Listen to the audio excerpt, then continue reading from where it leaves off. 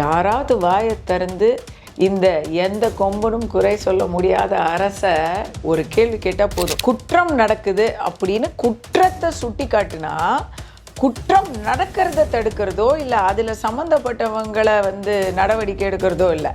சொன்னான் பாருங்க, குற்றச்சாட்டை வச்சான் பாருங்க, அவனை கொண்டு போய் வச்சிடுறது உள்ள. நள்ளிரவில் தூய்மை பணியாளர்களோட சுதந்திரத்தை பறிச்சாங்க. அதுக்கு இவங்க சொன்ன காரணம் ஹைகோர்ட் ஆர்டர், உயர்நீதிமன்ற ஆர்டரை நம்ம மதிக்காமல் இருக்க முடியுமா அப்படின்னு கேட்ட அரசு இது. பொய் வழக்கில் அரெஸ்ட் ஆகிறவங்க அல்லது அநீதியான காரணத்துக்காக அரெஸ்ட் ஆகிறவங்களை ஒரு மண்டே டியூஸ்டேலாம் அரெஸ்ட் பண்ண மாட்டாங்க. அடுத்த நாள் லீவாக இருக்கணும், வீக்கெண்டாக இருக்கணும். அப்போ தான் அவங்கள ஒரு 2 நாள் உள்ளே போட்டு வச்சிருக்கலாம். இந்த அரசுக்கு ஒரு முள்ளாக, குறிப்பாக திருமாவளவனுக்கு மிகப்பெரிய முள்ளாக இருக்கக்கூடியவரை ஏதாவது ஒன்று பண்ணுவாங்கன்னு அவர் தெரியாதா? தனி ஆளாக போகிறாருங்க, ஒத்தால 4 பேர் தாக்குறானுங்க. அப்போ இவர் தன்னை தற்காத்து கொள்கிறாரு. தற்காத்துக்கிட்டு அவன் உடனே ஓடுறான். கத்தியா பார்த்ததும் இவர் பின்னாடியே ஓடுறாரு. புல்வாமால செத்தவர்களில் எத்தனை பேர் பார்ப்பனர்கள்னு சுபவீர பாண்டியன் சோஷியல் மீடியாவில் கேட்குறாரு. அப்போ நீங்கள் எங்கே போனீங்க? ஒரு பாடகி ஒரு கவிஞர் மேலே ஒரு 1008 புகார் கொடுத்தாங்கங்க. நீங்கள் என்ன பண்ணீங்க? புத்தார்னு ஒருத்தர் இருக்கிறான், அவனுக்கு செக்யூரிட்டி கொடுத்துருக்காங்க. 2 கன்மேனோட சுற்றிட்டு இருக்கான் அவன். ரெட் பிக்ஸ் ஃபெலிக்ஸை தனிப்பட வச்சு டெல்லியில் போய் கண்டுபிடிக்கிறது, கஸ்தூரியை தனிப்பட வச்சு ஹைதராபாத்தில் போய் கண்டுபிடிக்கிறது. ஒரு இடத்துல உட்கார்ந்து கேட்டதுக்கே உங்களுக்கு நீங்கள் அவங்கள அரெஸ்ட் பண்ணுறீங்கன்னா என்னன்னா, யாராச்சும் ஏதாவது கேட்டால் அவங்க வாய்ங்காலே போடுவான், யாரும் பேசக்கூடாது. இதுக்கு பேர் சர்வாதிகாரங்க. ஃபாசிசம்னு நீங்கள் அங்கே சொல்கிறீங்க, இதுக்கு பேர் சர்வாதிகாரம். எப்படி நீங்கள் ஓட்டு வாங்கினீங்க? காசு கொடுத்து வாங்கணும்னு சொல்ல முடியாது, குவார்டர் பிரியாணி கொடுத்து வாங்கணும்னு சொல்ல முடியாது, வெளியே சொல்ல முடியாது. வாக்குறுதிகள் கொடுத்தோம், மக்கள் எங்களை அதை நம்பி ஓட்டு போட்டாங்கன்னு சொன்னால், கூலி படம்லாம் பார்த்து திரை விமர்சனம்லாம் வச்சுட்டு இருந்தார். அவள் இதெல்லாம் ஆடியோ லான்ச்சுக்கெல்லாம் தவறாமல் போகிறாருங்க. ஏன் போய் பரந்தூரில் ஒரு நாள் கூட பார்க்கல? திருப்பரங்குன்றத்தில் லா அண்ட் ஆர்டர் ப்ராப்ளம் வரும்னு சொல்லி ஒரு மலையை மூட தெரியுது இல்லை, அங்கே ஒருத்தர் உசுறு போச்சுங்க.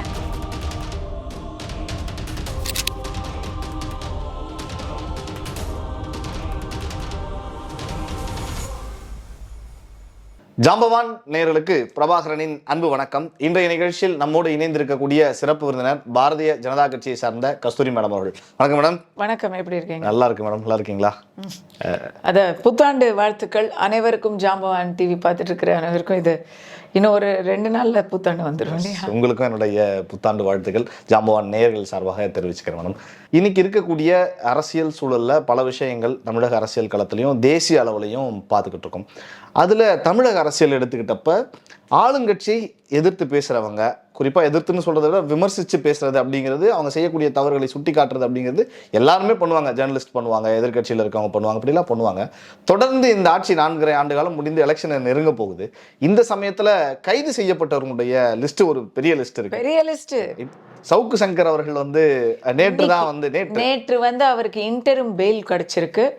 அவருக்கு நம்மளுடைய வாழ்த்துக்களையும், மீண்டும் வெளி உலகத்தை சந்திக்கும் சவுக்கு சங்கர் அவர்களை வரவேற்பு கொடுத்துக்கிறோம். முதல்ல அவருடைய அரெஸ்டையும் நீங்க தொடர்ந்து பேசுறவங்க அரசுக்கு எதிராக அவங்க அரெஸ்ட் ஆகுறாங்களா மேடம், அதை எப்படி பாக்குறீங்க? பிரெஞ்சு புரட்சி நடந்துட்டு இருந்த டைம்ல அங்க இந்த ராப்ஸ்பியர் அப்படின்னு ஒருத்தர் இரும்பு கரம் கொண்டு மக்களை அடக்கி ஆண்டவர். அவருடைய அந்த காலகட்டத்தில் யார் அரசுக்கு கொஞ்சம் எதிராக போகிறாங்களோ சந்தேகத்தின் பேரில் கூட அவங்கள அடைச்சி பிடிச்சி கிலட்டின் காமிச்சிடுறது, கழுத்தை வெட்டிடுறது. ரெயின் ஆஃப் டெரர், அதாவது ஒரு திகில் ராஜ்யம், பயத்தினால் கட்டப்பட்ட ஒரு அரசு அப்படின்னு அதை கூப்பிட்டாங்க. ரெயின் ஆஃப் டெரர், அச்சுறுத்தல் ஆட்சி அப்படின்னு சொல்லலாம்.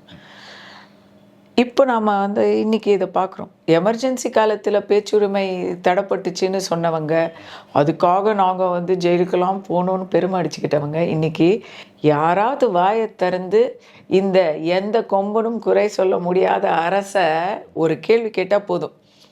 குற்றம் நடக்குது அப்படின்னு குற்றத்தை சுட்டி காட்டினா குற்றம் நடக்கிறத தடுக்கிறதோ இல்லை அதில் சம்மந்தப்பட்டவங்களை வந்து நடவடிக்கை எடுக்கிறதோ இல்லை. சொன்னான் பாருங்க, குற்றச்சாட்டை வச்சான் பாருங்க, அவனை கொண்டு போய் வச்சிடுறது உள்ள. வாயை அடக்குவது எப்படின்னா, இதுக்கு 2 காரணம். இப்போ நீங்கள் எடுத்து பார்த்தீங்கன்னா, இந்த வருஷத்துலேயே பல பேர் நம்ம இப்படி ரிவர்ஸ் ஆர்டரில் போகலாம். இதோ சவுக்கு சங்கர் இப்போ வெளியே வந்திருக்காரு. இந்த வருஷம் அவர் வந்து 2 தரம் உள்ள வச்சிருக்காரு. எதுக்குன்னா, ஐ திங்க் இந்த வாட்டி கமிஷனர் அருண் அவர் வந்து நிறைய பேசிட்டாரு.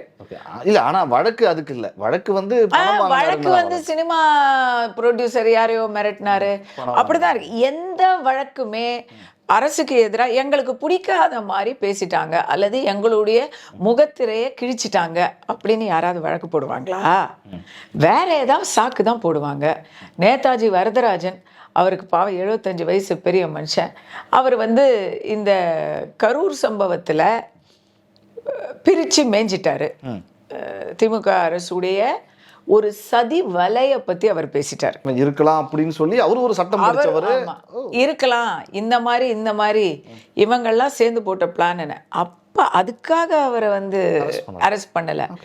நீதி அரசர் செந்தில்குமாரை வந்து இவர் பேசிட்டாரு, அவரை அவமானப்படுத்திட்டாட்டு, நீதிமன்ற அவமதிப்பு செஞ்சிட்டாருன்னு சொல்லி உடனடியாக அவரை வந்து கொண்டு போய் உள்ளே வச்சுட்டாங்க. எதுக்கு இதை சொல்கிறேன்னா, நீதிமன்ற அவமதிப்பில் உடனடியாக ஆக்ஷன் எடுக்கும் இந்த அரசு அப்படிங்கிறத இந்த இடத்துல நாங்கள் சுட்டி காட்ட விரும்புகிறோம்.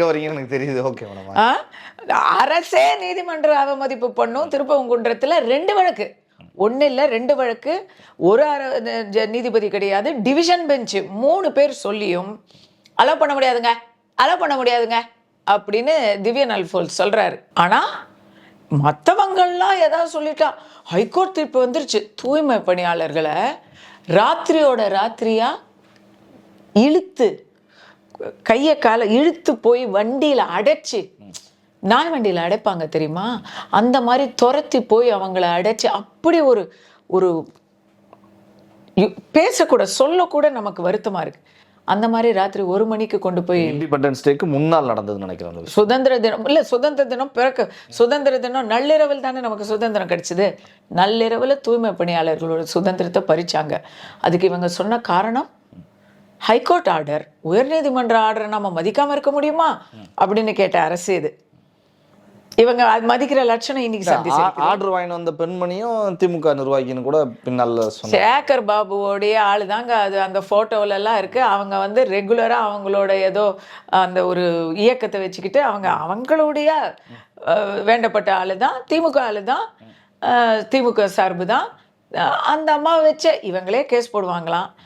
அவசரமாக இவங்களே அதுக்கு ஒரு ஜட்ஜ்மெண்ட் வாங்குவாங்களாம். நம்ம நீதி அரசர்களை பற்றி எதுவும் இந்த இடத்துல சொல்லிட முடியாதுங்கிறத பதிவு செய்து கொண்டு இவங்களே ஒரு தீர்ப்பை வாங்குவாங்களாம். தீர்ப்பை வாங்கிட்டு அது வந்து 6 மணிக்கு தீர்ப்பு வருது அவசரமாக. ஏன்னா அடுத்த நாள் லீவு. யோசிச்சு பாருங்க, எப்போவுமே இந்த அரசில் அரெஸ்ட் ஆகிறவங்க, பொய் வழக்கில் அரெஸ்ட் ஆகிறவங்க அல்லது அநீதியான காரணத்துக்காக அரெஸ்ட் ஆகிறவங்களை வந்து ஒரு மண்டே டியூஸ்டேலாம் அரெஸ்ட் பண்ண மாட்டாங்க. அடுத்த நாள் லீவாக இருக்கணும், வீக்கெண்டாக இருக்கணும். அப்போ தான் அவங்கள வந்து ஒரு 2 நாள் உள்ளே போட்டு வச்சிருக்கலாம், அவங்களுக்கான ரிலீஃப் கிடைக்காது. அப்படி இவங்களை வந்து இண்டிபெண்டன்ட் 14th ஈவினிங் 6 o'clock வருது. அதுக்கு அடுத்தது 7 மணிக்கெல்லாம் காப்பியை அவசரமாக வாங்குறாங்க, சுட பிரிண்ட் அடித்து 1 மணிக்கு 8 மணிக்கு போய் எடுக்கலாம் இல்லை, இவங்களெல்லாம் அப்புறப்படுத்தலாம். ராத்திரி 1 மணிக்கு தூங்கிக்கிட்டு இருந்தவங்களையெல்லாம் ஜாலியன் வாலாபாக் படுகொலையில் அமைதியாக அவங்களுடைய மீட்டிங் நடத்திக்கிட்டு இருந்த சீக்கியர்களை எல்லா புறத்திலிருந்தும் மறித்து வெளியே போக அங்கே வழி இல்லைன்னு தெரிஞ்சு சுட்டு கொன்னாங்க. அதுபோல் திட்டமிட்டு அறவழியில் அமைதியாக உறங்கி கொண்டிருந்தவர்களை இவங்க வந்து அரெஸ்ட் பண்ணாங்க. இவங்க ஒரு பெரியவர் 75 வயசு பெரியவரை தீபாவளியை பார்க்க விடாமல் செஞ்சாங்க. அதுக்கு முன்னாடி நான் இப்படி இந்த ஆர்டரில் போகிறேன், பின்னோக்கி போகிறோம். ஏர்போர்ட் மூர்த்தி அவர் வந்து கமிஷனர் வீட்டு கமிஷனர் அலுவலக ஆஃபீஸ் வாசல்லையே அவர் அங்கே போகிறாரு, புகார் கொடுக்க தான் போகிறாரு. அவரை தாக்கிறதுக்கு ஒரு கும்பல் வருது. தாக்குறவங்களை இவர் வந்து தற்காப்புக்காக எப்பவுமே கையில் கத்தி வச்சிருக்கிறவர் இவர். ஏன்னா இவர் தடி எடுத்தவன்லாம் இவரை சுற்றி வருவான் தண்டல்காரனான்னு இவருக்கு ஏற்கனவே எக்ஸ்பீரியன்ஸ் இருக்குது. ப்ளஸ் ஏற்கனவே இவர் வந்து மோஸ்ட் வாண்டட், இந்த அரசுக்கு ஒரு முள்ளாக, குறிப்பாக திருமாவளவனுக்கு மிகப்பெரிய முள்ளாக இருக்கக்கூடியவரை ஏதாவது ஒன்று பண்ணுவாங்கன்னு அவர் தெரியாதா? தனி ஆளாக போகிறாருங்க, ஒத்தால 4 பேர் வந்து தாக்குறானுங்க. அப்போ இவர் தன்னை தற்காத்து கொள்கிறாரு. தற்காத்துக்கிட்டு அவன் உடனே ஓடுறான், கத்தியா பார்த்ததும் இவர் பின்னாடியே ஓடுறாரு. உலகத்தில் எங்கேயா பார்த்துருக்கீங்களா? தற்காப்புக்காக, தன்னை காத்துக்கொள்வதற்காக ஒரு இதை எடுத்து வைக்கிறவரை அவர் மேலே என்ன தாக்கிட்டாங்கன்னு வந்து தாக்குதல் நடத்தின குற்றவாளி வந்து கையில் ஒரு இதை போட்டுக்கிட்டு வந்து ப்ரெஸ் மீட் வச்சு கம்ப்ளைண்ட் கொடுக்குறான். எங்கள் பாதுகாப்புக்கெல்லாம் வந்து இங்கே கேரண்டியே இல்லை அப்படின்னு எத்தனையோ பேர் அரசுக்கிட்ட கேட்கும் பொழுது லைவ்ல ஒண்ணுது அந்த சம்பவம் லைவ்ல இருந்து ஊரே பார்த்துச்சுங்க. ஊரே பார்க்குது யார் யாரை தாக்குனாங்கன்னு ஊருக்கே தெரியுது. ஆனால் ஒருத்தன் கையில் கட்டு போட்டுக்கிட்டு வந்து கம்ப்ளைண்ட் கொடுக்குறான். அந்த கம்ப்ளைண்ட் மேலே இமிடியேட் ஆக்ஷன் எடுக்கிறாங்க. 6 மணிக்குள்ள ஏர்போர்ட் மூர்த்தியை அடைச்சி சிறைக்கு அமைச்சிடுறாங்க. இன்னைக்கு வரைக்கும் அவர் வெளியே வர முடியாதபடி குண்டாஸ் எல்லாம் போட்டு அவர் அங்கேயே தான் உட்காந்துருக்கிறார். ஓகே, இது வச்சா ஏன் இந்த குண்டாஸ் போட்டேன்னு நான் சொல்கிறேன்னா, நம்ம குண்டாஸை ரிமூவ் கூட பண்ணுவோம். அதான் கிடச்சி போச்சு. ஞானசேகரனுக்கு தான் தண்டனையே கொடுத்துட்டாங்களே, அதனால் நாங்கள் குண்டாஸ்லேருந்து அவனை எடுத்துடுறோம் அப்படிம்பாங்க. ஏன்னா இப்போ ஞானசேகரன் வந்து ஒரு பாவம், தண்டனை வாங்கி கொண்டு சிறை கைதி, நாளைக்கு பெயிலுக்கு கூட அவன் அப்ளை பண்ணலாம். குண்டாஸ் இருந்தால் அப்ளை பண்ண முடியுமா? ஓகே, இதெல்லாம் செய்வாங்க. ஞானசேகரனுக்கு இங்கே அவசரமாக எஃப்ஐஆர் எடுத்துக்கிட்டு திமுக அரசு அண்ணா யூனிவர்சிட்டி விஷயத்தில் அந்த பெண்ணே தானே நேரில் போய் கம்ப்ளைண்ட் கொடுத்தப்போ எடுத்தாங்களா? எடுக்கலை. சோஷியல் மீடியாவில் நியூஸ் வந்ததுக்கு அப்புறம் தான் அந்த எஃப்ஐஆர் வந்து அவசரமாக அதன் மேல் நடவடிக்கை எடுக்கப்பட்டது. ஃபர்ஸ்ட் டைம் இந்த பொண்ணு போகும்போது கேஸே எடுக்கலைங்க. பெரிய பூதாகரமாக ஆன பிறகு, பேசு பொருளான பிறகு தான் இந்த விஷயமே எடுக்கப்பட்டது. அதுக்கப்புறம் அது மேலே அவசரமாக நடவடிக்கை எடுத்தாங்க. பார்த்தீங்களா, நாங்கள் பிடிச்சிட்டோம்னாங்க. அவ்வளோ சீக்கிரம் அவங்க பிடிச்சதுக்கு காரணம் அவன் தான் ஏற்கனவே மாசுவோடையோ கூடவே போகிறான், உதயநிதியோட கூடவே போகிறான். அவனை பிடிக்கிறது என்ன கஷ்டம்? அவனை பிடிக்க முடியலன்னா தான் இன்னும் மோசமாக இருந்திருக்கும், காரி துப்பியிருப்பாங்க. ஏன்னா இந்த நிமிஷம் வரைக்கும் வேங்கை வயலில் அவ்வளவு பெரிய ஒரு குற்றத்தை, குடிநீர் தொட்டியில் மலத்தை கலந்தவர்களை இவங்களால ஒன்றுமே செய்ய முடியல. கேட்டால் உடனே இப்போ குற்றத்தெல்லாம் நாங்கள் வந்து பார்த்தீங்களா எவ்வளோ சீக்கிரம் பிடிச்சிட்டோம் அப்படிங்கிறாங்க. இதுக்கு முன்னாடி கைதை பார்ப்போமா? யூடியூபர்கள்லேயே வரிசையாக பார்த்தீங்கன்னா பத்ரி சேஷாத்ரின்னு ஒருத்தர், அவர் வந்து டபுள் டைனமைட். அரசை விமர்சிப்பதோடு மட்டும் இல்லாமல் அவர் பிராமண சமூகத்தை சேர்ந்தவர். பொறுக்குமா உள்ளே போயிட்டாரு. அடுத்தது கிஷோர் சாமி, அதுவும் இதே தான். கிஷோர் சாமி வந்து சில சமயம் வந்து வாயை நிறைய விடுவார் எல்லாம். ஆனால் அவர் உள்ளே போனதுக்கான காரணம், அவர் அத்தனை பெண்கள் மேலே, ஜேர்னலிஸ்ட் மேலே அவதூறு பேசிட்டாருன்னு சொல்லி அவர் மேலே ஒரு கேஸ் இருந்தது. அது மேலெல்லாம் இவங்க ஆக்ஷனே எடுக்காமல் வச்சுருந்தாங்க. இப்போ இவங்களுக்கு ஒரு தர்ம சங்கடம் வந்த உடனே டப்புன்னு அவரை தூக்கி போட்டாங்க. அதுக்கப்புறம் மாரிதாஸ் நினைக்கிறேன். எனக்கு தெரிஞ்ச மாரிதாஸ் என்ன தவறு பண்ணாங்கன்னு கூட எனக்கு நினைவில்லைங்க. அவர் மேலே என்ன கேஸ் போட்டாங்கன்னு கூட எனக்கு நினைவில்லை. ஆனால் அவர் வந்து இவங்களுடைய விஷயத்தை எதை அவர் எக்ஸ்போஸ் பண்ணார்? முக்கியமான ஒரு விஷயத்த அதை என் வாயால் நான் சொல்ல முடியாது. முக்கிய அமைச்சர் ஒருவருக்கு இவர் எடுத்து விட்ட தகவல்கள் பிடிக்கல. அதை மக்கள் வந்து அந்த இன்டர்வியூவை நினைவு வச்சிருக்கிறவங்களுக்கு தெரிஞ்சிருக்கும். நான் சொல்லி மறுபடி வம்பில் மாட்ட முடியாது. அவர் போனார். கனல் கண்ணன் என்ன சொன்னார்?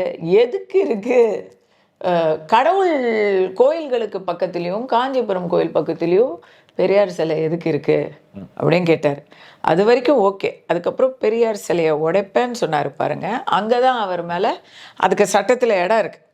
அப்படி பேசுனா உடனே அவரை அரெஸ்ட் பண்ணுறதுங்கிறதுக்கு வந்து இடம் இருக்குது. ஆனால் நான் என்ன கேட்குறேன்னா, அவரை நீங்கள் அரெஸ்ட் பண்ணீங்கல்ல, அப்போ அதே போல் இந்துக்களுக்கு எதிராக ஒவ்வொரு நாளும் வன்மத்தையும் பொய்யையும் கட்டவிழ்த்து விடும் உங்களுடைய திமுக குரூப்புங்களை நீங்கள் என்ன பண்ணீங்க? எத்தனை பேர் புல்வாமாவில் செத்தவர்களில் எத்தனை பேர் பார்ப்பனர்கள்னு சுபவீர பாண்டியன் சோஷியல் மீடியாவில் கேட்குறாரு. அப்போ நீங்கள் எங்கே போனீங்க? ஓகே. கோவை ராமகிருஷ்ணன் ஒருத்தர் இருக்கிறார். அவரும் பெரியாரிஸ்ட்டுங்கள்னா என்னென்னா அவங்க வந்து மனிதத்தன்மையே இல்லாமல் சில விஷயங்களை பேசுவாங்க.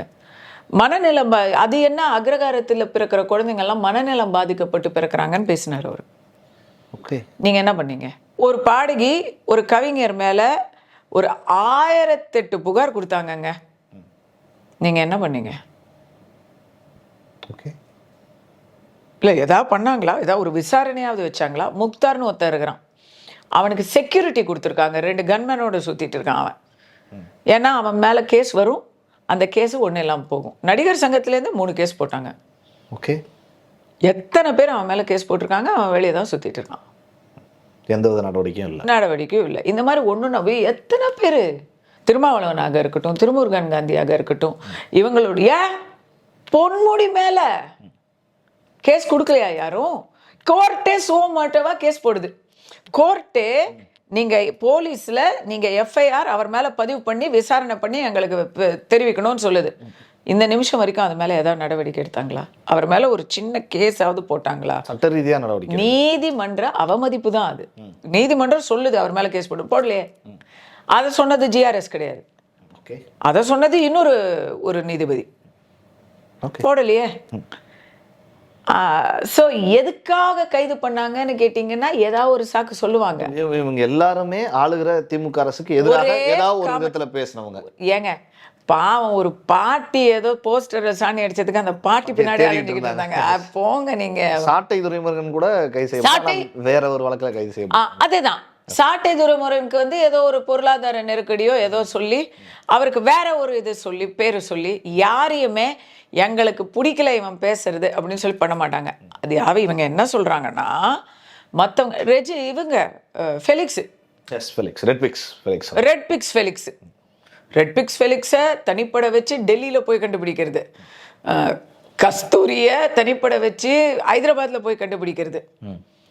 ஆனால் இவங்களுக்கு வேற எங்கே யார் அந்த சாருன்னு கேட்டால் உடனே சாரே இல்லை, ஃபோனே ஆஃப்ல இருக்குன்னு சொல்ல வேண்டியது. எப்படிப்பட்ட முட்டு பாருங்க. அவங்க எல்லாம் பத்திரிகையாளரே இல்லைன்றாங்க. அவங்க யூடியூபர்ஸ்னு ஒரு வார்த்தை, இப்போ சவுக்கு சங்கர், ஃபெலிக்ஸ் அவர்கள்லாம் கைது செய்யப்படுறப்ப யூடியூபர்ஸ்ங்கிற வார்த்தை தான் அதிகமாகவே பயன்படுத்துறாங்க. ஆமாம், அவங்க யூடியூப் ப்ரூட்டஸ் இந்த மாதிரி யூலாம் திமுகவுக்கு பிடிக்கும், மீதி யூடியூபர்ஸ்லாம் அவங்களுக்கு பிடிக்காது. இவங்களுடைய ஐடி விங்கிலேயே அவன் டெய்லி அப்யூஸ் பண்ணுறான், அத்தனையும் அஃபென்ஸ் தான். ஒன்னிடத்துக்கும் கேஸ் போட்டால் எவனுமே வெளியவே வரமாட்டான்.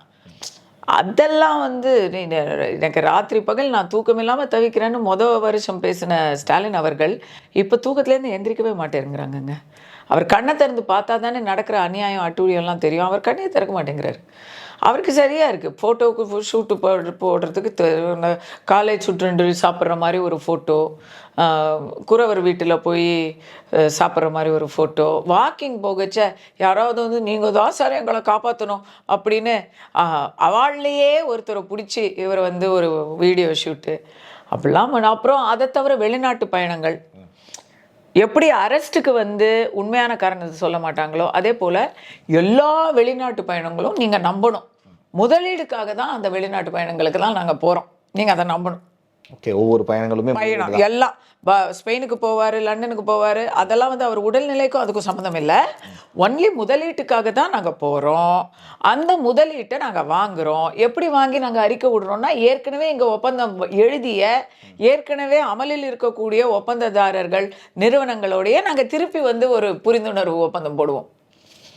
அப்போ பண்ணது என்னாச்சுன்னு நீங்கள் கேட்கக்கூடாது. ஏற்கனவே முதலீடு செய்கிறதையே மறுபடியும் சொல்லுவோம். அப்போ சொன்னீங்களே அதுதான் இதுவான்னு நீங்கள் கேட்கக்கூடாது. எங்களுக்கெல்லாம் வந்து இன்னைக்கு ஒரு சொல் நாளைக்கு ஒரு சொல் அப்படிலாம் கிடையாது, சரிங்களா? ஸோ இப்போ கைதில் எல்லாரையும் சொல்லிட்டு பல பேர் சொல்லிட்டு இருக்கீங்க. அதே சமயத்தில் நீங்கள் இப்போ செவிலியர்கள் அதாவது அரசை விமர்சித்து இப்போ இந்த கைதானவங்க எல்லாரிலையும் நீங்கள் பார்த்தா ஒரு காமன் த்ரெட் என்னன்னா அரசுக்கு சங்கடம் கொடுப்பவர்கள் இல்லை, அமைச்சர்களுக்கு ஒவ்வொருத்தருக்கும் ஒவ்வொரு அமைச்சர் இருக்கிறாங்க, அமைச்சர்களுக்கு எதிராக பேசியவர்கள், இப்படி தான் இருக்கும் அப்படின்னு நான் நினச்சிருந்தேன். அப்படி நான் நினச்சிருந்தேன். சரி நாமெல்லாம் வந்து அவங்களுக்கு பிடிக்காத விஷயம்லாம் பேசிட்டோம், தப்பாக பேசிட்டோம், அதனால் எல்லாமே பெனாமி கேஸ் தாங்க. என் மேலே வந்து நான் அரசுக்கு எதிராக பேசினேன், கலைஞர் குடும்பத்தை வந்து கேள்வி கேட்டேன், நேரடியாக அந்த மாதிரி அப்படிலாம் கிடையாது. ஓகே. தெலுங்கர்களுக்கு எதிராக நான் பேசினேன் அப்படின்னா, நான் தெலுங்கர்களுக்கு எதிராக பேசலை, எந்த தெலுங்கர்களுக்கு எதிராக பேசினேன் அப்படிங்கிறது தான் கேள்வி. அந்த கேள்விக்கு பதில் நான் இருக்கிறதே ஹைதராபாத், ஆந்திராலையும் தெலுங்கானாலையும் எல்லாருக்கும் தெரியும், ஏன் தமிழ்நாட்டிலையும் தெரியும், திமுகவிலையும் தெரியும். மன்னர் குடும்பத்துக்கு தெரிஞ்சதுனால தான், சேகர் பாபுவுக்கு தெரிஞ்சதுனால தான் இது ஒரு பிரச்சனையாக ஆச்சு. ஆனால் சரி இதெல்லாம் நம்ம பேசினதுனால தான் கைதாவது போல இருக்கு அப்படின்னு நம்ம நினச்சிருந்தா, கேள்வி கேட்டால் கைதாகுதுங்கிறது இல்லை, நமக்கு வர வேண்டிய உரிமையை கேட்டாலே இங்கே கைதாகுது. அது தெரியுமா? ஓகே. இதோ நம்ம இன்னைக்கு பேசிக்கிட்டு இருக்கோம், இந்த நிமிஷத்தில் சமவேலை சம ஊதியம் அப்படின்னு ஆசிரியர்களுக்கு 2021 தேர்தல் வாக்குறுதியாக ஸ்டாலின் அவர்கள் அறிவித்தார். எப்பவுமே திமுகவுக்கு மட்டுமே ஓட்டு போடக்கூடிய ஒரு வாக்கு வங்கி ஆசிரியர் சமுதாயம். மேக்சிமம் அரசு பள்ளிகள் ஆசிரியர்கள் வந்து ஒரு ஓட் பேங்க் டிஎம்கேக்கு ரொம்ப ஸ்ட்ராங். கவர்மெண்ட் எம்ப்ளாயீஸ் நடுவில் வந்து அவங்க அசைக்க முடியாத ஒரு சப்போர்ட் அவங்களுக்கு உண்டு. ஆசிரியர்கள் இன்னைக்கு இந்த வருஷத்திலே இது இரண்டாவது முறையாக ஃபஸ்ட்டு டைம் அவங்க வந்து கேட்டாங்க, ப்ரொட்டஸ்ட் பண்ணுவோன்னு அனௌன்ஸ் பண்ணதும் இருங்கன்னு சமாதானப்படுத்தினாங்க. சமாதானப்படுத்தினதுக்கப்புறம் உடப்புல அப்படியே போட்டாங்க. கடுமையாக கூட விமர்சிச்சாங்க. எதிர்கட்சியில் இருந்தால் தான் திமுக எங்களுக்காக போராடும்னா நாங்கள் எதிர்கட்சியில் கூட உங்களை ஸ்டாலினை எதிர்கட்சி தலைவராக உட்காத்தி அமர்த்தி அழகு பார்க்க விரும்புகிறோம்னு கூட அறிக்கை விட்டாங்க.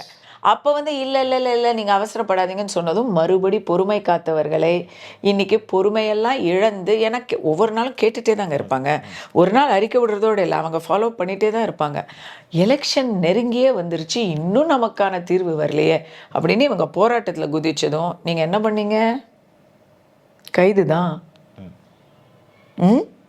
நேரடியாக கைது தான். சட்டையெல்லாம் இழுத்து கிழிச்சு ஆசிரியர்கள் அந்த காணொலியெல்லாம் கூட பார்க்க முடிஞ்சது.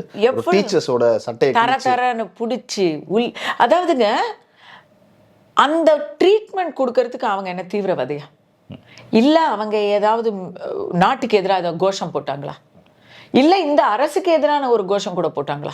எங்களுடைய உரிமைகள் எங்க, நீ சொன்ன வாக்கு என்னாச்சு அப்படிங்கிற கேள்வியை கேட்டால் உங்களுக்கு அந்த அளவுக்கு குற்ற உணர்ச்சியா இருக்கா? அவங்க வாயா அவசரமா மூடணும். அப்போ இதுலேருந்து என்ன தெரியுதுன்னா, உங்களுக்கு எதிராக கேள்வி கேட்டாலும் சரி, இல்லை உங்களுக்கு கண்ணுக்கு மக்களுக்கு தெரிகிற மாதிரி ஏதாவது ஒரு பேச்சுரிமையா, இவங்க இது ஒரு பேச்சுரிமை, அவங்களுடைய உரிமை அவங்க கேட்குறாங்க, அறவழியில் கேட்குறாங்க, அமைதி வழியில் கேட்குறாங்க. கல்லடிச்சு கேட்டாங்களா, போராட்டமா, இல்லை பேரணியா, டிராஃபிக்கை நிறுத்தினாங்களா? ஒன்றுமே இல்லையே. ஒரு இடத்துல உட்கார்ந்து கேட்டதுக்கே உங்களுக்கு நீங்கள் அவங்கள அரெஸ்ட் பண்ணுறீங்கன்னா என்னன்னா, யாராச்சும் எதாவது கேட்டால் அவங்க வாய்ங்காலே போடுவான், யாரும் பேசக்கூடாது. இதுக்கு பேர் சர்வாதிகாரங்க. ஃபாசிசம்னு நீங்கள் அங்கே சொல்கிறீங்க, இதுக்கு பேர் சர்வாதிகாரம். இதுதான் ஃபாசிசம். பேச்சுரிமையே இல்லாமல் எமர்ஜென்சி காலத்தில் இந்திரா காந்தி வச்சுருந்தாங்க, வாய் திறந்தால் அரெஸ்ட் பண்ணுவாங்க. பாரதியார் சொல்லியிருக்கார், இம்மென்னால் சிறைவாசம் அப்படின்னு சொல்லியிருக்கிறாரு. அந்த மாதிரி இல்லை இருக்குது. இம்மென்றால் சிறைவாசம், மம்மென்றால் வனவாசம் அப்படின்னு ஒரு காலத்தில் சொல்லியிருக்கிறார். அப்படி தானே பண்ணுறீங்க நீங்கள்? ஆசிரியர்களை மட்டும் இன்னைக்கு இப்படி கேவலப்படுத்திருக்கீங்களான்னு பார்த்தா இல்லை. இதுக்கு முன்னாடி தான் போன வாரம் ஜஸ்ட் வாரத்துக்கு வாரம் வித்தியாசம் ஒரு போராட்டம், அதுதான் திமுக. போன வாரம் செவிலியர்கள். கரோனா டைமில் எதிர்கட்சி தலைவராக இருந்த ஸ்டாலின் எவ்வளோ பேசினார் தெரியுமா? இந்த அப்போ வந்து ஒரு நல்லா தான் ஹேண்டில் பண்ணாங்க. ரொம்ப கஷ்டம், யாருக்குமே என்ன பண்ணோன்னு தெரியாது. இபிஎஸ், விஜயபாஸ்கர், அந்த இப்போ முறை அப்பதான் உலகத்துக்கே கொரோனா அப்படிங்கிறது அவங்க அந்த பீலா ராஜேஷ் இப்போ மறைந்து அவங்களுக்கு அப்போ பாராட்டு கூட கிடைச்சிது. அவங்க அதில் ஊழல் பண்ணாங்கங்கிறதெல்லாம் இவங்க சொல்லும்போது தான் நம்ம வந்து இவங்க சொன்னதை நம்பி தாங்க உங்களுக்கு ஓட்டு போட்டோம். எதிர்கட்சிக்காரங்க அவங்க ஊழல் பண்ணாங்க, கரோனா மாஸ்கில் ஊழல் பண்ணாங்க அப்படின்லாம் சொன்னாங்க. பட் கரோனா சமயத்தில் ரொம்ப அருமையான, ஐ திங்க் அப்போது அதுக்கு செயலர் வந்து ராதாகிருஷ்ணன் ஐஏஎஸ் ரொம்ப ஃபுல்லாக பர்ஃபெக்டாக ஜாப் பண்ணாங்க அவங்க, எனக்கு தெரிஞ்சு. அதுக்கு நம்மளாம் பாராட்டணும். அப்போ இவர் எவ்வளோ சொன்னார், அந்த செவிலியர்களுக்கெல்லாம் மரியாதை செலுத்த தவறிட்டாங்க. அந்த நேரத்தில் அத்தனை பேர் வந்து தற்காலிக ஊழியர்களாக வந்தாங்க. நாங்கள் வந்ததும் எல்லாருக்கும் நிரந்தரம் சொன்னாரா? தூய்மை பணியாளர்களுக்கு என்ன சொன்னாங்களோ அதே தான் இங்கே செவிலியர்களுக்கும். தூய்மை பணியாளர் 2 பேருக்கும் ஒரே இதெல்லாம். தூய்மை பணியாளர்களுக்கு உங்கள் படிப்புக்கு ஏற்ப கவர்மெண்ட் வேலைன்னு சொன்னாருங்க. இன்னைக்கு என்னடானா கான்ட்ராக்ட்ல போய் சம்பளத்தையும் பாதிக்கு வாங்கிக்கிட்டு வெயிட்டு சொல்லுன்னு சொல்லிட்டு இருக்காங்க. அதை விட கேவலம் இருக்கா? உலகத்திலேயே உங்க வேலையை உங்களுக்கு நாளையிலேருந்து உங்களுக்கு வேலை கிடையாது, போய் பாதி சம்பளத்தில் அதே வேலையை செய்யுங்க இன்னொருத்தங்கிட்டன்னு யாராச்சும் சொல்லுவாங்களாங்க? கான்ட்ராக்ட் கொடுக்கறது கூட யாரும் அவ்வளவு எதிர்க்க மாட்டாங்க. நீங்கள் சம்பளத்தை ஏற்று கொடுங்க, அவ்வளோதானே அவங்க கேட்குறாங்க. பென்ஷன் கொடுங்க. வாழ்நாள் முழுக்க மலக்குழியிலையும் சாக்கடையிலையும் இருக்கிறவங்களுக்கு ஹெல்த்துக்கு ஒரு பென்ஷன், ஒரு நிரந்தர வைப்பூதியம் கேட்க மாட்டாங்களாங்க? அது ஒரு நியாயம் இல்லையாங்க? அவங்க உரிமை, அது கட்டாயமாக கேட்கணும்ல. அதை கேட்டால் நீங்கள் அதுக்கு அவங்கள அடிச்சு பிடிச்சி அதை வந்து மன்னிக்க முடியாத ஒரு குற்றம். அது சுதந்திர தினத்துக்கு ராத்திரி அன்னைக்கு அதை செஞ்சது மாறாத வடு. அவங்களுக்கு எதிரில் தான் செவிலியர். அந்த ஏரியாலேயே பாருங்க, எம்எம்சியில் தான் செவிலியர். அதே ஏரியாவில் தான் அவங்களும் ப்ரொட்டஸ்ட் பண்ணுறாங்க. நீங்கள் எல்லாரையும் வந்து என்ன பண்ணீங்க? அதாவதுங்க ஒரு செவிலியர்னா ஜென்ட் நர்ஸாக இருந்தாலும் சரி, லேடிஸ் நர்ஸாக இருந்தாலும் சரி, ஆம்பளை பொம்பளை வித்தியாசம் பார்க்க மாட்டாங்க. உங்களுக்கு வந்து அவங்க பெட் பேன் வைப்பாங்க. அதை ஒரு சேவை மனப்பான்மையோடு செய்கிற தேவ தூதருங்கள்ங்க அவங்க. அவங்களுக்கு சிறுநீர் கழிக்க கூட நீங்கள் வெளியே விடாமல் பெண்களை அடைச்சி வச்சிருக்கிறீங்க, அரெஸ்ட் பண்ணி. அதுவும் எப்படின்னா, அவங்க ஒரே இடத்துல ஒற்றுமையாக போராடினவங்களை தனித்தனியாக பிரித்து தனித்தனியான இடங்களில் அவங்கள நீங்கள் அடைச்சி வச்சு ராத்திரி எத்தனை ராத்திரி அவங்களுக்கெல்லாம் ஒவ்வொருத்தருடைய இதை யோசிச்சு பாருங்கள். பெண்கள், ஆண்களுக்குமே அது தவறு, பட் பெண்கள் வீட்டில் அவங்கள எதிர்பார்த்து குழந்தைகள் இருப்பாங்க. நீங்கள் வந்து இப்படி பண்ணுறத நம்ம எல்லாரும் பார்த்தோம். அரசு சார்பு ஊடகங்கள் செய்ய மாட்டாங்க, காட்ட மாட்டாங்க. ஆனால் நல்ல காலமாக உங்களை போன்ற பொறுப்புள்ள சோஷியல் மீடியா இருக்கிறதுனால நம்ம பார்த்தோமா? செவிலியர்கள் என்ன கேட்டுட்டாங்க? சம்பள உயர்வு கேட்டாங்களா? என்ன கேட்டாங்க? பணி நிரந்தரம் வேணும், அடிப்படையில் இருக்கும், பல வருஷமா இருக்கும், எங்களுடைய பணியை நிரந்தரம் பண்ணுங்கன்னு கேட்குறாங்க. இவர் தான் சொன்னார். கரோனா டைம்ல கொஞ்சம் பேர் பண்ணியிருக்காங்கன்னு நினைக்கிறேன். அவங்க இது வந்து ரகலை ஆயிடுச்சு, எல்லாருக்கும் தெரிஞ்சதும் அவங்களுக்கு ஒரு ஐ திங்க் அரௌண்ட் 500 பீப்புளுக்கு இப்போ வந்து ரிலீஸ் பண்ணியிருக்கிறாங்க.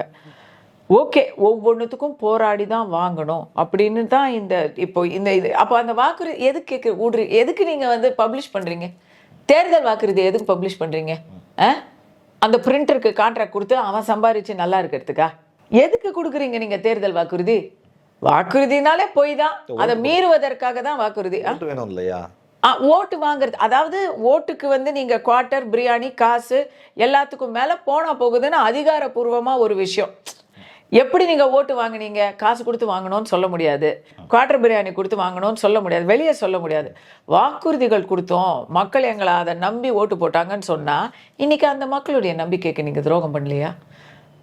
ஆசிரியரை சொன்ன, செவிலியரை சொன்ன, அதுக்கு முன்னாடி இன்னொரு ஒருத்தங்க விவசாயிகள் மிகப்பெரிய ஆதரவை கொடுத்தாங்க திமுகவுக்கு. ஏன்னா அந்த சேலம் 8 வழி சாலை வந்துச்சா, அந்த பிரச்சனையிலெல்லாம் இபிஎஸ் மேலே, அப்போ இபிஎஸ் கவர்மெண்ட் அவங்க மேலே வந்து மிகப்பெரிய விமர்சனத்தை வச்சது ஸ்டாலின் தான். அதில் இறங்கி போராடினதும் இவங்க தான் 8 வழிச்சாலைக்கு எதிராக. ஓகே, இன்னைக்கு அந்த விவசாயிகள் பரந்தூரில் எங்கெங்கேயோ போகிறாருங்க சீஃப் மினிஸ்டரு, எங்கெங்கேயோ போய் மலர் வளையம் வைக்கிறாருங்க. மாப்பிள்ளையுடைய மாமனாருக்கு போய் மலர் வளையம் வைக்கிறவர் பரந்தூரில் ஒரு நாள் போய் பார்த்தாருங்க. ஒரு நாள். சரி, ஃபோன்லலாம் பேசுவார், அந்த மாதிரி தான். இப்போ படம்லாம் பார்த்து, கூலி படம்லாம் பார்த்து திரை விமர்சனம்லாம் வச்சுட்டு இருந்தார். இதெல்லாம் ஆடியோ லான்ச்சுக்கெல்லாம் தவறாமல் போகிறாருங்க. ஏன் போய் பரந்தூரில் ஒரு நாள் கூட பார்க்கல? டெல்லியில் விவசாயிகள் எலிக்கறி சாப்பிட்டு போராட்டம் பண்ணுறாங்க, இது டாப்லெஸ் போராட்டம் பண்ணுறாங்க, அப்படியெல்லாம் வந்து இங்கே இவங்க எவ்வளோ பேசினாங்க, மோதி ஒழிக மோதி ஒழிகன்னு. அவங்களுடைய செயல்பட விமர்சிக்க இவங்களுக்கு என்ன தகுதி இருக்குது? இன்னைக்கு விவசாயிகள் போராடிக்கிட்டு இருக்காங்க. சரி, சேலத்தில் 8 வழி சாலை வராமல் போயிடுச்சா? கரெக்ட், 8 வழி சாலை வரல, 6 வழி சாலை தானே வந்திருக்கு. அப்போ அது 8 வழி சாலை இல்லை, பசுமை வழிசாலை. பசுமை, ஆமாம், அது நாங்கள் பசுமை வழிசாலை. அதனால் அங்கே இப்போ வந்து எல்லா விவசாயிகளுக்கும் நிலம் போகலை, பயிரெலாம் அப்படியே இருக்குது. சரி, பரந்தூரில் அப்படியே விவசாயிகளுக்கு எந்த விதமான அநீதியும் நடக்கலை. சரி, மழை வந்துச்சுல்ல, வெள்ளம் வந்துச்சுல்ல, பயிரெல்லாம் மூட்டையோடு அப்படியே பூத்துருச்சுல்ல, அப்போ எங்கே இருந்தீங்க சார் நீங்கள்? உங்களுடைய ஏசி ரூமில் உட்காந்து பயிர் வகைகளை பற்றி அந்த நெல் மணி வகைகளை எல்லாம் வச்சு ஃபோட்டோ போட்டிங்கல்ல, அதை ஆய்வு செய்யுங்கிற மாதிரி ஃபோட்டோ போட்டிங்கல்ல. நேரில் விவசாயி மூட்டை நெல்லை இழந்துட்டு அழுதுகிட்டு உட்காந்துருந்தானே கன்னத்தில் கை வச்சுட்டு, ஏன் சார் அங்கே போய் நீங்கள் ஆய்வு செய்யலை? இந்த கேள்வியை கேட்டால் உடனே நீங்கள் அரெஸ்ட் பண்ணுவீங்க. விவசாயிகள் அரெஸ்ட் ஆகிருக்கிறாங்க. அதுக்கு முன்னாடி தொழிலாளர் நல சங்கங்கள், ஊழியர்கள், ஜாக்டோ, ஜியோ, சாம்சங்னு நான் ஒன்னொன்னா பேச ஆரம்பிச்சா அப்புறம் லிஸ்ட் அதுக்கே போயிரும். போராட்டங்கள் இந்த கடந்த கால 4 ஒன்லி யூனியன்ஸை பத்தி பேச ஆரம்பிச்சாலே ஒரு பெரிய லிஸ்ட் இருக்கு. இந்த 4 வருஷத்துல அவங்க மல்டிபிள் டைம்ஸ் அவங்க தங்களும் இப்பவும் வருங்க, எலெக்ஷன் வரப்போகுது, வரிசையா திருப்பி வரும், ஒன்னொன்னா வந்துகிட்டே இருக்கும். ஒண்ணுமில்ல, இத்தனை திருப்பரங்குன்றத்துல லா அண்ட் ஆர்டர் ப்ராப்ளம் வரும்னு சொல்லி ஒரு மலையை மூட தெரியுது இல்ல, அங்க ஒருத்தர் உசுறு போச்சுங்க. அப்போ உங்களுடைய போலீஸ் எங்கே போச்சு? போலீஸ் எதிரிலேயே, போலீஸ் பூத் அடியிலேயே ஒருத்தர் உசுறு போகுது. அங்கே போலீஸ் பூத் அடியில் போலீஸ் எங்கங்க? எதுவுமே செய்ய வேண்டியதை கோட்டை விட்டுற வேண்டியது. கோட்டை விட்டுட்டு இதை இப்போ நான் கேட்டேன்ல, என் மேலே ஏதாவது சாக்கு போட்டு கைது பண்ணுவாங்க. திமுக ஆட்சியில், இந்த 4.5 ஆண்டு ஆட்சியில் சவுக்கு சங்கர் கைது தொடங்கி பல கைதுகள், போராடுறவங்க எப்படியெல்லாம் கைது செய்யப்படுறாங்க. இந்த ஆட்சி மொத்தத்தில் இவங்க நீதியையும் ஜனநாயகத்தையும் இன்னும் கைது பண்ண முடியாது. சிலர் இவங்களை விட அதிக லெவலில் இருப்பாங்க. கவர்னரு, ஜஸ்டிஸ், ஜிஆர்எஸ் இவங்கெல்லாம் இவங்களுக்கு ஆகாதவங்க. ஆனால் பாவம் இவங்களால அவங்கள அதனால் அவங்க மேலே உடனே மனு கொடுக்கறது, அவங்க மேலே புகார் கொடுக்கறது, அப்படி ஏதோ பண்ணிக்கிட்டு இருப்பாங்க. பாராளுமன்றத்தில் போய் நமக்கு காவேரி தண்ணி வாங்குறது, இல்லைன்னா இங்கே சுத்தமான காற்று இங்கே கொடுத்துட்டாங்களா, சுத்தமான காற்றுக்கும் தண்ணீருக்கும் படிப்புக்கும் கல்விக்கும் அதுக்கெல்லாம் பேசுறது இல்லை. மத்திய அரசு இங்கே இலவச கல்வி கொடுக்குறேன், திறமையானவர்களுக்கு ரூரல் ஏரியாவில் இலவச கல்வி கொடுக்குறேன் அப்படின்னு சொல்லி சுப்ரீம் கோர்ட்டில் ஆர்டரும் வந்துருச்சு. அதை நாங்கள் செயல்படுத்த மாட்டோம். ஆனால் நாங்கள் புகார் கொடுத்துக்கிட்டு சொன்னவங்களையெல்லாம் எடுத்துக்கிட்டு வைஸ் சான்சலரை கவர்னர் வைக்கக்கூடாது, நான் சொல்கிறேன் எங்கள் ஆளுங்களை தான் நாங்கள் வைப்போம் அப்படின்லாம் பேசிகிட்டு இருப்பாங்க. அதுக்கு பேர் என்ன தெரியுமா? ஜனநாயக கைது. You are arresting democracy, imprisoning democracy. அதை தான் இந்த ஆட்சி பண்ணிக்கிட்டு இருக்கு. 2026 இதுக்கு ஒரு நல்ல ஒரு தீர்வு கிடைப்புன்னு நம்புவோம். பார்ப்போம் மேம். பெரிய வார்த்தை அப்படின்னு நினைக்கிறேன், இருந்தாலும் மக்கள் பதில் சொல்லுவாங்க. நன்றி மேடம்.